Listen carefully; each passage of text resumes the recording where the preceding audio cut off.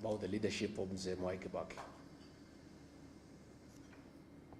Mzee Mwai Kibaki is a legend. He's a reference point in matters governance. And anybody who talks about governance in this country, there is reference to his leadership. He left a legacy that remains permanent, that is visible, and that is felt. His greatest achievement was the economic restoration and transformation of this country. And because I'm somebody who listens to the ordinary people, they tell me, don't tell us about economic growth, don't tell us about economic survey, don't tell us the economy has improved from this percentage to this percentage. We want to feel the growth the way we felt it when Kibaki was president. Because there was money in circulation, there was infrastructural development that is feasible, and people say they don't want to be told theories. They want to feel economic growth the way they felt it when Mwai Kibaki was president between the year 2002 and 2013. I want to really acknowledge the culture of hard work that the late president inculcated in all of us, asking people to work hard. I remember when he was sworn in as president and he made his first visit to Ubaya, and those of us from Nyeri were very excited to welcome our son home, and we were lining up everywhere waiting for him. And when he reached Karatina, where I was, he didn't come out of the vehicle. And he lowered the window by a few inches, and then called a PC, akamuuliza, bwana PC, nini naendelea hapa? Hii watu yote, it was around 11. Nani nachuna majani chai? Nani yuko kwa shamba ya kahawa? Hapana, hapana, hapana, tutaharibu. Tukiendelea namna hii tutaharibu. He put the window up and drove to Udaya. Nobody ever came again to meet Mwai Kibaki. Watu walienda kwa mashamba. And that is how this country was transformed. The culture of hard work. I want to say that many people today who are solid in this country, I included, we made our money during the time of Mwai Kibaki. Because government documents were respected. If you had an LPO issued to you from government, you could walk into a bank and get 50% as LPO financing. Because you do the work and you will get paid. Today, if you go to an LPO, to a bank, nobody will talk to you. He really dignified government contracts by making sure that contracts were only given when money was available and there was budgetary support.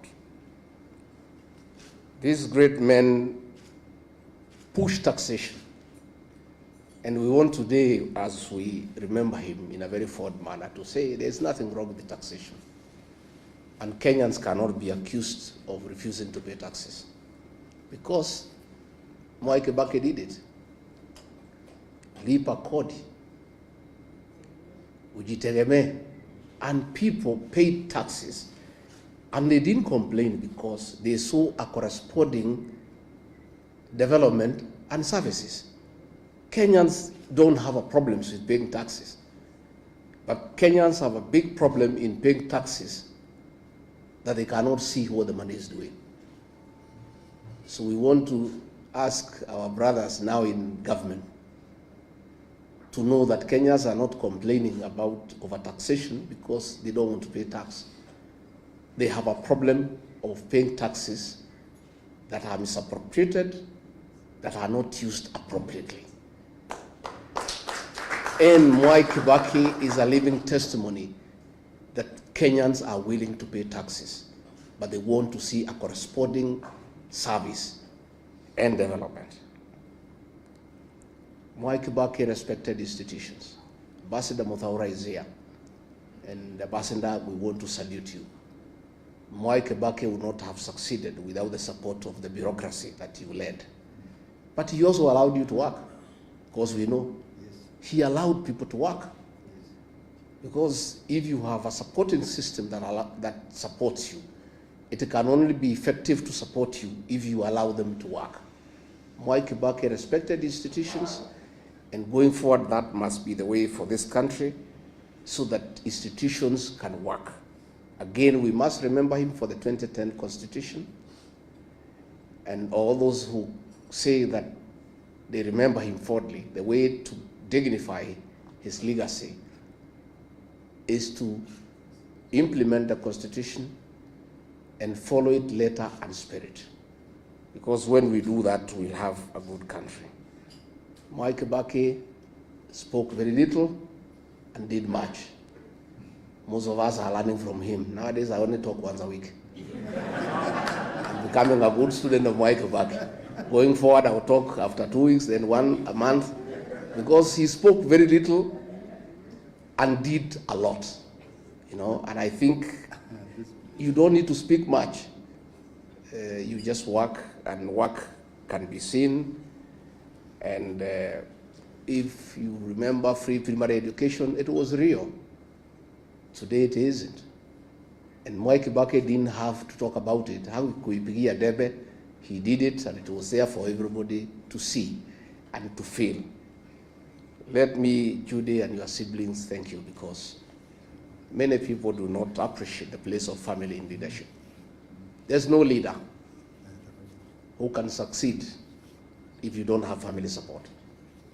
The fact that Mwai Kibaki was a very successful leader in this country speaks volume of the support that the family gave him. And therefore, as we celebrate him, we want to honor the family for standing behind your father, supporting him at home, and allowing him to dedicate his life to the service of this great republic.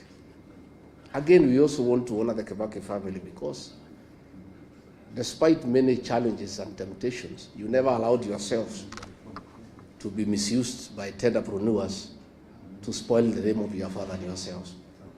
Mwai Kibaki is gone, but his integrity and that of his family remains up. Nobody has ever seated Mwai Kibaki and his family in any scandal in this country. And we know the temptations around family by people who want to use proximity to power.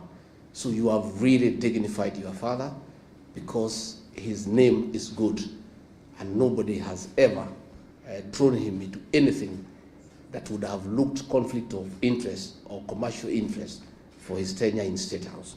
He did a good job, and we want to really salute the family because that is really the way to go. Dr. Mukisa Kitui, we are envious of the cabinet you served at Mwai Kibaki, that you are allowed to speak. Justin Muturi and I can tell you, in the cabinet we serve, it's only me and him who could speak. And that is why we are to be edged out.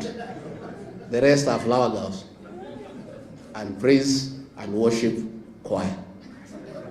So we would have wanted, if things could reverse and we served at Mwai Kibaki, would have enjoyed, because he would have allowed us to contribute, to make meaningful contribution to the management of the affairs of this country.